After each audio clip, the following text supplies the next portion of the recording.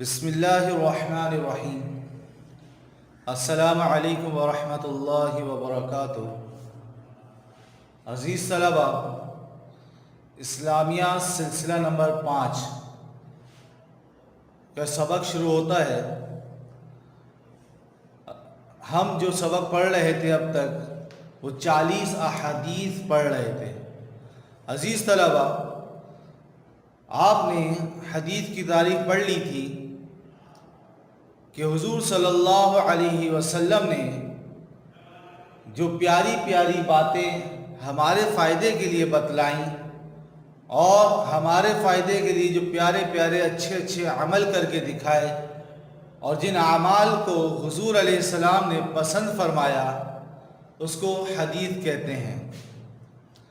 عزیز طلبہ، اس میں آپ نے حدیث کے فائدہ بھی پڑھ لیا تھا حدیث کو یاد کرنے کا، کہ جو شخص 40 احادیث دین کے فائدے کے لیے پڑھے اور دوسروں کو سنائے اور اس کو یاد کرے تو اس کا حشر قیامت کے دن علماء اور شہداء کے ساتھ ہوگا اور جنت کے ہر دروازے سے آواز آئے گی کہ جس دروازے سے چاہے جنت میں داخل ہو جائے۔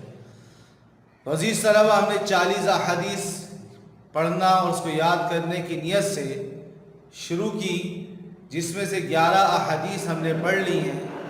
امید ہے آپ طلبہ نے وہ احادیث عربی میں بھی اور اس کا اردو ترجمہ بھی اور اس کا عنوان بھی آپ نے یاد کر لیا ہوگا، اور اگر کسی طالب علم نے اب تک نہیں کیا تو کوشش کریں اس کو یاد کر لیں تاکہ ہم اس حدیث میں جو فضیلت بتائی ہے اس فضیلت میں ہمارا بھی شمار ہو جائے۔ عزیز طلبہ اکرام، اگلا سبق ہمارا شروع ہو رہا ہے۔ 11 احادیث ہم نے پڑھی 40 احادیث میں سے، اب مزید آگے احادیث ہم پڑھتے ہیں۔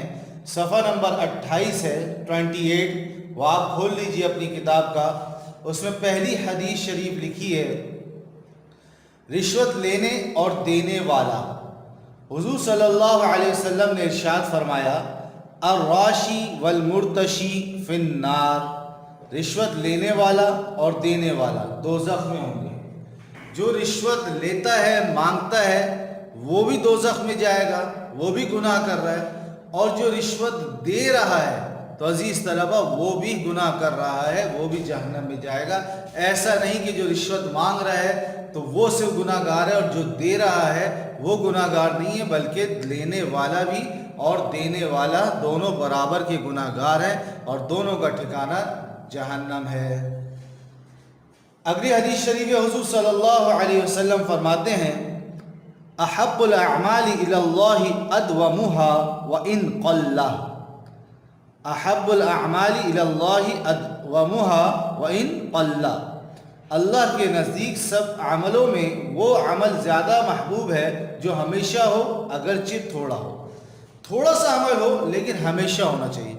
کسی دن تو ہم نے پڑھی، نوافل پڑھی، بڑی اللہ سے دعائیں مانگ رہے ہیں، ایک ایک گھنٹہ بیٹھ کے دعائیں مانگ رہے ہیں اور خوب جو ہے تسبیحات کر رہے ہیں اور خوب اچھے اعمال کر رہے ہیں، اور دوسرے دن تیسرے دن بالکل بھول گئے اور کوئی عمل نہیں کر رہے، تو اس سے زیادہ محبوب اللہ تعالیٰ کو یہ ہے کہ چاہے مختصر سی تھوڑی سی دعا مانگیں لیکن روزانہ مانگیں، چاہے تھوڑا اللہ کا ذکر کریں لیکن روزانہ کریں، چاہے ہم 2 رکعت نفل پڑھیں لیکن روزانہ پڑھیں، تو اس کا یہ عمل، ایسے اعمال اللہ کو زیادہ محبوب ہیں۔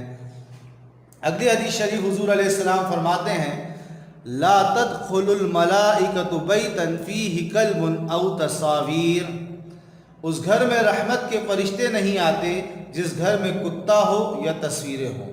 جس گھر میں کتا پالا ہوا ہو اس گھر میں رحمت کے فرشتے نہیں آتے، اور اسی طرح جہاں تصویریں لگی ہوں، بڑی بڑی تصویریں ہوں، گھر میں جاندار کی تصویریں لگی ہوں تو وہاں رحمت کے فرشتے نہیں آتے۔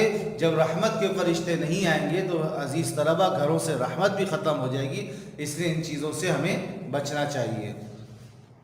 اگلی حدیث شریف ہے، عنوان ہے دنیا مومن اور کافر کے لیے کیا ہے۔ حدیث شریف حضور علیہ السلام فرماتے ہیں، الدنیا سجن المؤمن و جنت الکافر، دنیا مسلمان کے لیے قید خانہ اور کافر کے لیے جنت ہے۔ عزیز طلبہ، جس طرح ایک قیدی قید خانے میں ہوتا ہے تو وہاں کے بڑے جو ہیں آفیسر جو ہیں جیسے اس کو آرڈر کرتے ہیں وہ اسی طرح رہتا ہے۔ اس کو اس کے تابع رہنا پڑتا ہے۔ تو اسی طرح ہم دنیا میں ہیں تو ہم ایک قید خانے میں ہیں، جیسے اللہ اور اس کے رسول علیہ السلام کی طرف سے ہم پر حکم آئے گا ہمیں اس پر عمل کرنا ہے۔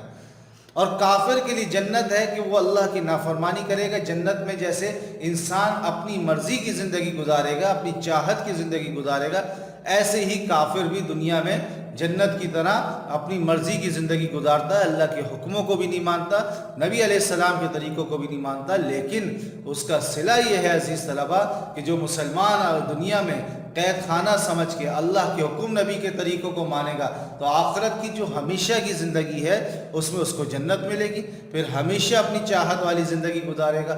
اور جو کافر دنیا میں اپنی چاہت کی زندگی گزارتا ہے تو آخرت میں اس کو جہنم ملے گی جہاں ہمیشہ رہے گا، اور اس جہنم میں پھر اللہ کی طرف سے جو عذاب ہوگا اسی میں وہ مبتلا رہے گا اور اسی سختیوں کو اس کو اٹھانا پڑے گا۔ اگلی حدیث شریف ہے مسلمان بھائی سے قطع تعلق۔ حضور علیہ السلام فرماتے ہیں لا يحل لمؤمن ان يهجر اخاه فوق 3 لیال۔ مسلمان کے لیے حلال نہیں کہ 3 دن سے زیادہ اپنے مسلمان بھائی سے تعلق توڑے۔ عزیز طلبہ، کبھی کسی دوست سے، کسی بھائی سے، کسی رشتہ دار سے کوئی انبن ہو جاتی ہے، کوئی بات خراب ہو جاتی ہے، آپس میں ایک دوسرے سے بات نہیں کرتے، اگر ایسا ہوا بھی ہے تو کوشش یہ کریں کہ 3 دن کے اندر دوبارہ اس سے بات کر لیں اور اس سے جا کے ہم معاملہ صاف کر لیں، ہم خود پہل کر لیں۔ اس سے ہم چھوٹے نہیں ہوں گے بلکہ اللہ کی نظر میں ہم بڑے ہو جائیں گے اور اللہ ہمیں اس کا اجر بھی دیں گے۔ تو 3 دن سے زیادہ اگر کوئی تعلق توڑے رکھے گا تو حضور علیہ السلام نے فرمایا کہ یہ مسلمان کے لیے جائز نہیں ہے۔ مسلمان کو تو چاہیے اگر کسی بات پر کوئی لڑائی ہو بھی گئی ہے، بات چیت خراب ہو بھی گئی ہے تو جلد سے جلد 3 دن کے اندر اس سے دوبارہ بات چیت شروع کر دے۔ مسلمان کی پردہ پوشی، من ستر مسلما سترہ اللہ یوم القیامہ، جو کسی مسلمان کے عیب چھپائے گا اللہ تعالیٰ قیامت کے روز اس کے عیب چھپائے گا۔ جو ہم نے کسی کو غلط کام کرتے ہوئے دیکھا، کسی عیب میں دیکھا تو ہم اس کو چھپا لیں، ہم لوگوں میں اس کو گاتے نہ پھریں، ہر لوگوں کو بتاتے نہ پھریں، اس کو شرمندہ نہ کریں، ہم اس کے عیب چھپائیں گے تو قیامت کے دن جب سب کے گناہوں کا، سب کے عیبوں کا اعلان ہو رہا ہوگا کہ فلاں نے یہ گناہ کیا، فلاں نے یہ کیا، تو اس میدان میں بھی اللہ تعالیٰ ہمارے عیب کو چھپائیں گے، مجمع کے سامنے ذکر نہیں کریں گے، کیونکہ دنیا میں اگر ہم لوگوں کے عیب چھپا رہے ہوں گے تو قیامت کے دن اللہ تعالیٰ ہمارے عیبوں کو چھپائیں گے۔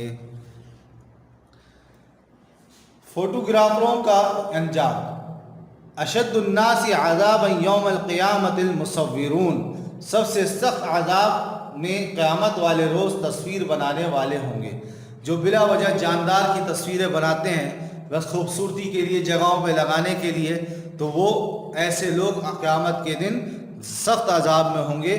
ہاں، ایسی تصویر جو ہم فوٹو میں کھینچی جاتی ہیں وہ مجبوری کے تحت اگر کھینچی جا رہی ہیں، مثال کے طور پہ شناختی کارڈ میں لگانی ہے یا کسی اور معاملوں میں ضرورت ہے تو وہ تو اجازت ہے، لیکن بلا وجہ جاندار کی تصویریں بنانا، اس کو جو ہے فریم میں لگانے کے لیے، گھروں میں سجانے کے لیے، تو ایسے مصور قیامت کے دن سب سے سخت عذاب میں ہوں گے۔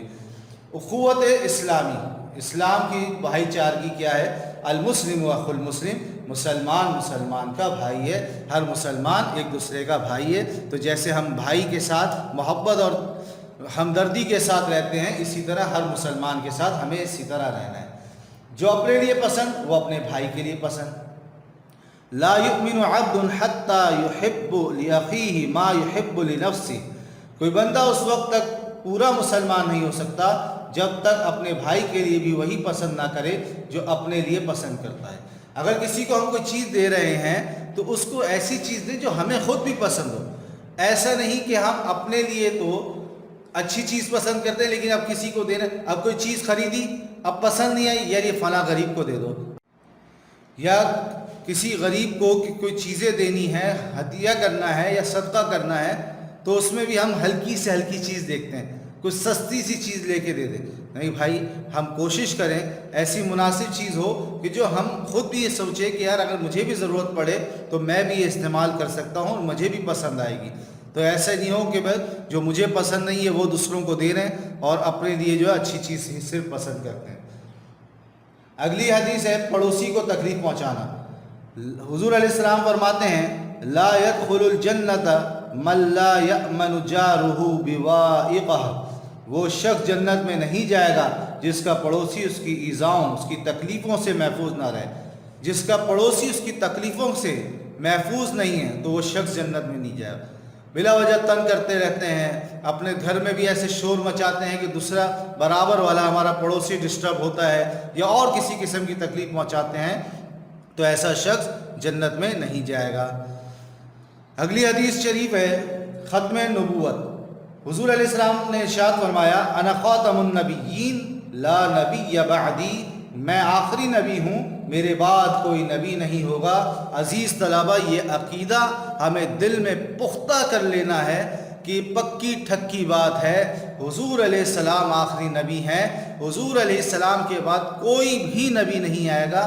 جو بھی نبوت کا دعویٰ کرتا ہے اور کہتا ہے کہ میں نبی ہوں، وہ بغیر کسی دلیل کے، بغیر کسی سوال پوچھے وہ کافر ہے، اس کا اسلام سے کوئی واسطہ نہیں، وہ جھوٹا ہے، اس کی نبوت اور اس کی جھوٹی نبوت میں کوئی سچائی نہیں ہے۔ بالکل ہم بے دھڑک کہہ سکتے ہیں کہ وہ جھوٹا ہے، اس میں کوئی حقیقت نہیں ہے۔ تو حضور علیہ السلام آخری نبی ہیں، اس بات کو اپنے دل میں پختہ کر لیں اور اس بات کو اپنے دل میں یقین کر کے بٹھا لیں، اور کسی کی بھی بات میں ہمیں اس کی بات کی طرف کان نہیں دھرنے۔ بس جہاں کوئی بھی ہمارے سامنے بات آئے کہ یہ نبوت کا دعویٰ کرتا ہے تو ہم یہی سمجھیں کہ یہ جھوٹا ہے، اور یہ سب سے بڑا اور بہت بڑا جھوٹا ہے۔ اور عزیز طلبہ، اس دور میں مختصر سی میں آپ کے سامنے بات کر دیتا ہوں۔ ایک فرقہ ہے، کچھ لوگ ہیں جو ایک جھوٹے نبی کے پیروکار ہیں جن کو قادیانی کہتے ہیں۔ عزیز طلبہ، وہ ہمارے پاکستان کے آئین میں بھی کافر ہیں اور شرعی اعتبار سے بھی وہ کافر ہیں، شریعت نے کی طرف سے بھی ان کا کفر کا فتویٰ ہے، تو ہم ان کو کافر ہی سمجھیں گے اور ان سے بائیکاٹ رکھیں گے، ان کی کسی چیز کو ہم استعمال نہ کریں، اس سے پرہیز کریں۔ اگلی حدیث ہے بغض اور حسد سے بچنا۔ حضور علیہ السلام ارشاد فرماتے ہیں لا تقاطعوا ولا تدابروا ولا تباغضوا ولا تحاسدوا وكونوا عباد اللہ اخوانا۔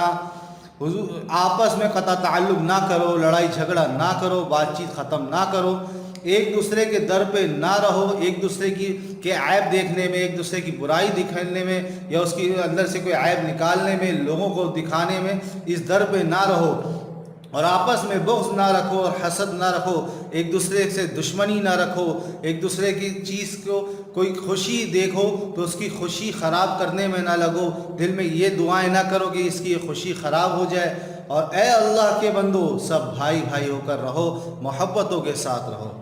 عزیز طلبہ، یہاں ہم اپنا سبق ختم کرتے ہیں، اب جو کچھ احادیث رہ گئی ہیں وہ آگے ہم پڑھ لیں گے۔